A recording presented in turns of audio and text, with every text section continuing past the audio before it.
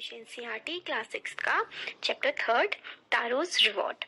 A young woodcutter named Taro lived with his mother and father on a lonely hillside. एक जवान लकड़ी काटने वाला लड़का था जिसका नाम था तारो। वो अपने माता पिता के साथ एक बहुत ही अकेली सी हिल मतलब होता है पहाड़ के पास रहता था। All day long he chopped would in the forest. पूरे दिन वो जंगल में लकड़ियां काटा करता था।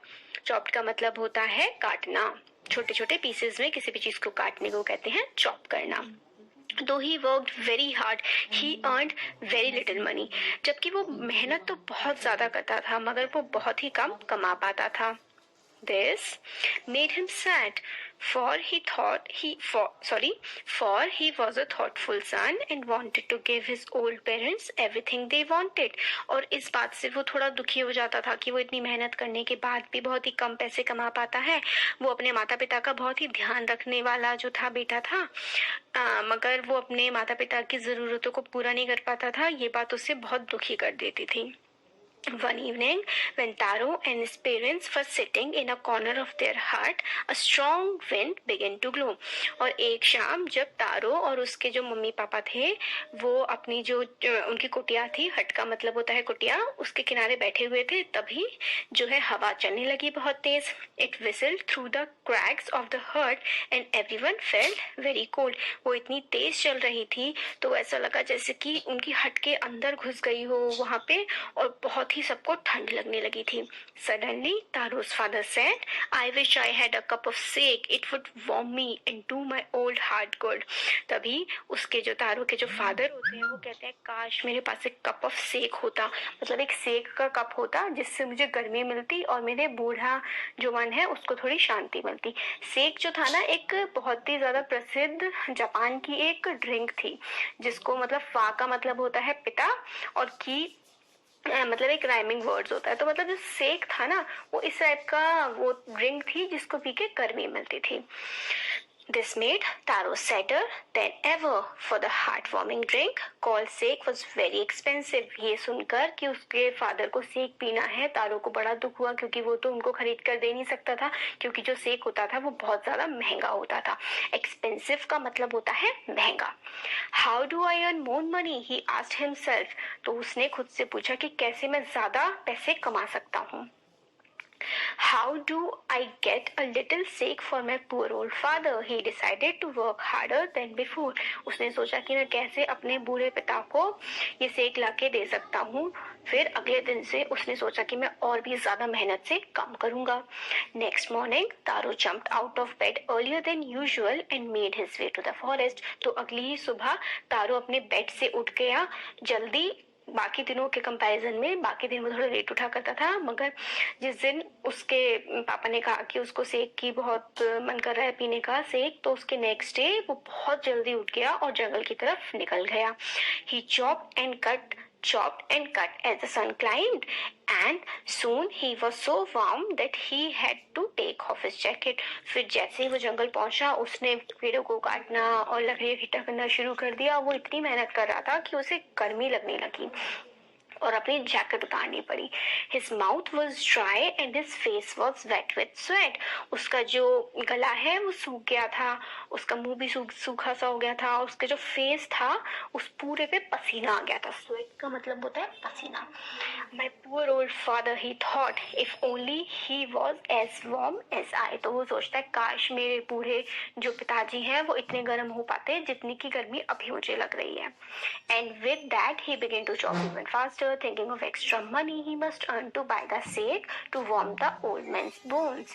तो फिर ये सोचकर वो और भी ज्यादा मेहनत से काटने लगा लकड़ियां जिससे कि वो थोड़ा ज्यादा पैसा कमा पाए और अपने जो पिताजी हैं उनके लिए सेक ला पाए जिससे कि उनकी हड्डियों को और उनके दिल को आराम मिल सके। Then suddenly Taro stopped chopping. तो एकदम से उसने क्या हुआ, तारो ने काटना बंद कर दिया। What was that sound he heard? Could it possibly be a rushing water?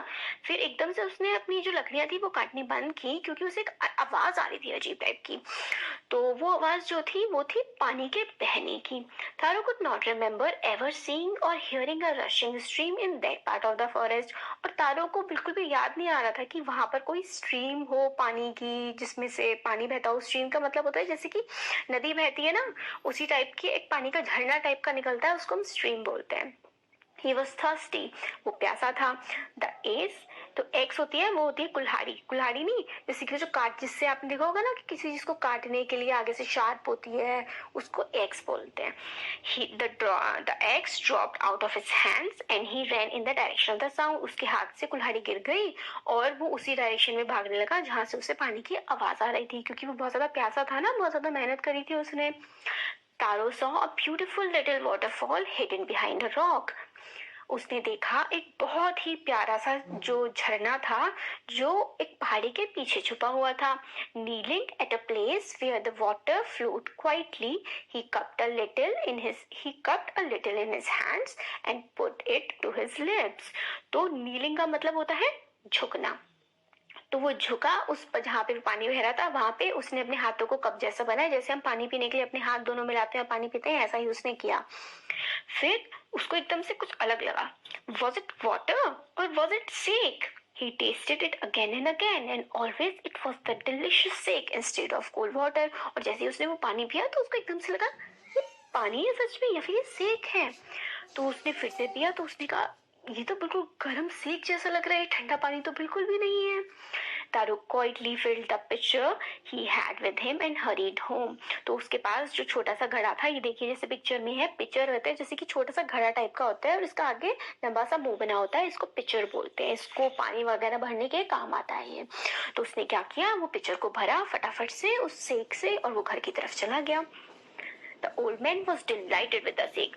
और जो ओल्ड मैन थे, उसके फादर थे, उनको बड़ी खुशी हुई उस सेक को पी करके। After only one swallow of liquid, he stopped shivering and did a little dance in the middle of the floor. और जैसे ही उन्होंने एक सिप लिया उस लिक्विड का, उनका कांपना बंद हो गया और वो सामने वाले जो फ्लोर था उनके, उसके सामने डांस करने लगे। शिवरिंग का मतलब होता है कांपना और swallow का मतलब होता है सूजा हुआ। That afternoon a neighbor stopped by for a visit. और उसी शाम क्या होता है कि उनका एक पड़ोसी उनके घर आता है। तारो's father politely offered her a cup of the sake. तो जो तारो के जो फादर होते हैं वो अपने जो नेबर आते हैं उनके घर, उनको देते हैं सेक पीने के लिए। The lady drank it greedily and thanked the cold man. जो लेडी होती है ना वो उसको पीती है। ग्रीडीली का मतलब होता है लालची। जो ग्रीडी होते हैं ना उनको बोलते हैं लालची। तो वो बिल्कुल लालच के में उसको पीती है और ओल्ड मैन को थैंक यू बोल के वहां से चली जाती है। Then Taro told her story of the magic waterfall. Taro जो है अपनी जो जादुई वाटरफॉल होता है जो उसको मिलता है जंगल में, उसके बारे में बताता है। Thanking them for the delicious drink she left in the hurry. तो वो जो होती है वो उसको उनको लोगों को थैंक यू बोलती है, उनको इतनी अच्छी जो ड्रिंक है उसको पिलाने के लिए, और फटाफट वहां से निकल जाती है। By night fall she had spread the story throughout the whole village.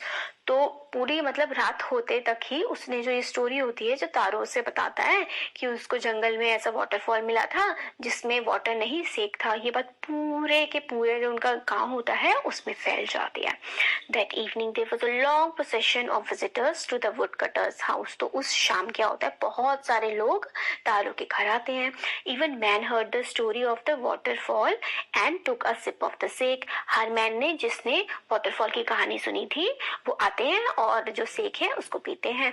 In less than an hour the picture was empty. और एक ही घंटे में वो जो पिक्चर भर के लाया था तारो वो खाली हो जाता है। एम्प्टी का मतलब होता है खाली होना। Next morning Taro started for work even earlier than the morning before. उसके अगले दिन क्या होता है, तारो और जल्दी जाता है काम पर। He carried with him the largest picture he owned for he intended first of all go to the waterfall। तो तारो क्या होता है और बड़ा पिक्चर अपने साथ लेके जाता है क्योंकि वो सोचता है कि वो वाटरफॉल पे जाएगा और उसमें से सेक को भर के लाएगा। When he reached it, he found to his great surprise all his neighbors there। और जैसे ही वो वहां पहुंचता है वो देखता है उसके सारे के सारे पड़ोसी वहीं पर मौजूद थे वाटरफॉल के पास। They were carrying pitchers, jars, buckets, anything they could find to hold the magic sake। वो लोग पिक्चर्स ले जा रहे थे, जार ले जा रहे थे, बाल्टियां, मटके, हर चीज ले जा रहे थे वो जिसमें वो सेक को भर के ला सकते थे। Then one villager knelt and held his mouth under the waterfall to drink. तभी क्या होता है, एक गांव वाला knelt मतलब झुकता है और अपना हाथ आगे बढ़ाता है उस waterfall से उस सेक को पीने के लिए. He drank again and again and then shouted angrily, water, nothing but water. फिर क्या होता है कि जैसे ही वो उसको पीता है, फिर वो दोबारा दोबारा से पीता है, चख के देखता है, वो कहता है अरे ये तो कोई सेक वेक तो नहीं है, ये तो सिर्फ पानी है. वो चिल्लाता है पानी पानी, कुछ भी नहीं है, ये सिर्फ और सिर्फ पानी है. बाकी जो लोग होते हैं वो भी ट्राई करते हैं. Others also tried but there was no sake, only cold water. बाकी लोग भी उसको ट्राई करते हैं मगर कुछ नहीं होता, वहां पे सिर्फ और सिर्फ ठंडा पानी होता है.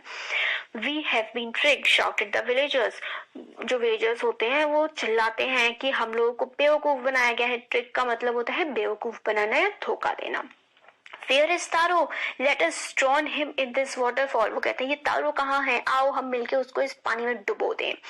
But Taro had been wise enough to slip behind a rock when he saw how things were going. But Taro जो होता है वो काफी होशियार होता है और चुपचाप उस जो पहाड़ होता है उसके पीछे छुप जाता है ये देखने के बाद कि वहां क्या चल रहा है. तो फिर लोग उसको ढूंढ रहे होते हैं but he was nowhere to be found. वो कहीं भी नहीं मिलता है. Muttering their anger and disappointment, the villagers left the place one by one. अपनी जो भी भड़ास होती है वो निकालने के बाद, अपना गुस्सा निकालने के बाद और बहुत ही निराश होके, डिसअपॉइंटमेंट का मतलब होता है निराश होना, निराश होकर जो गांव वाले होते हैं वहां से एक एक करके सबके साथ चले जाते हैं. Taro came out from his hiding place. Taro जो है अपने जहाँ पे छुपा होता है उस जगह से बाहर निकल के आता है. Was it true? He wondered. Was the sake a dream? उसे लगता है क्या ये सच में गलत है, जो सेक कल मुझे मिला था वो कुछ नहीं, एक सिर्फ और सिर्फ सपना था. Once more, he caught a little liquid in his hand and put it to his lips. तो फिर दोबारा वो waterfall के पास जाता है और एकदम से थोड़ा सा उसको पीने का ट्राई करता है. It was the same shake. वो कहता है कि ये तो बिल्कुल वही सेक है जो मुझे कल मिला था. To the thoughtful son, the magic waterfall gave the delicious shake. To everyone else, it gave only cold water. तो वो जो झरना था वो जादुई था. वो जो अच्छा बच्चा था, तारो बहुत अच्छा था, अपने पेरेंट्स की हेल्प करता था, उनका ध्यान रखता था. उन सिर्फ तारो के लिए वो जो वाटरफॉल था वो सेक देता था और बाकी सारे लोग जो थे उनको ठंडा पानी ही देता था. The story of Taro and his magical waterfall reached the Emperor of Japan. तो ये वाली जो कहानी थी, ये जो तारो की जो कहानी थी मैजिकल वाटरफॉल की, कि वो जो वाटरफॉल है वो तारो को सेक देता है, बाकी को ठंडा पानी देता है, ये कहानी जापान के राजा तक पहुंच गई. एम्परर का मतलब होता है राजा. He sent for the young woodcutter and rewarded him with 20 pieces of gold for having been so good and kind. तो वो क्या करता है, तारो वुडकटर था, उसको बुलावा भेजता है और उसको 20 सोने के सिक्के देता है क्योंकि वो बहुत ही अच्छा और दयालु था इसलिए. Then he named the most beautiful fountain in the city after तारो.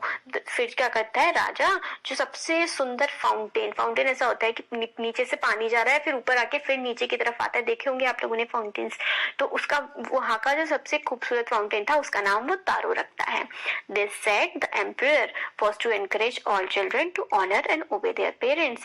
ये एम्परर इसलिए करते हैं ताकि जितने भी बच्चे हैं वो सब एनकरेज हो, मतलब प्रोत्साहित हो अपने पेरेंट्स का ऑनर मतलब सम्मान करने के लिए और उनकी बात मानने के लिए. तो आपको कैसा लगा आप कमेंट सेक्शन में कमेंट करके बता सकते हैं. अच्छा लगा तो लाइक करिएगा और हमारे चैनल को सब्सक्राइब करिए. Thank you so much.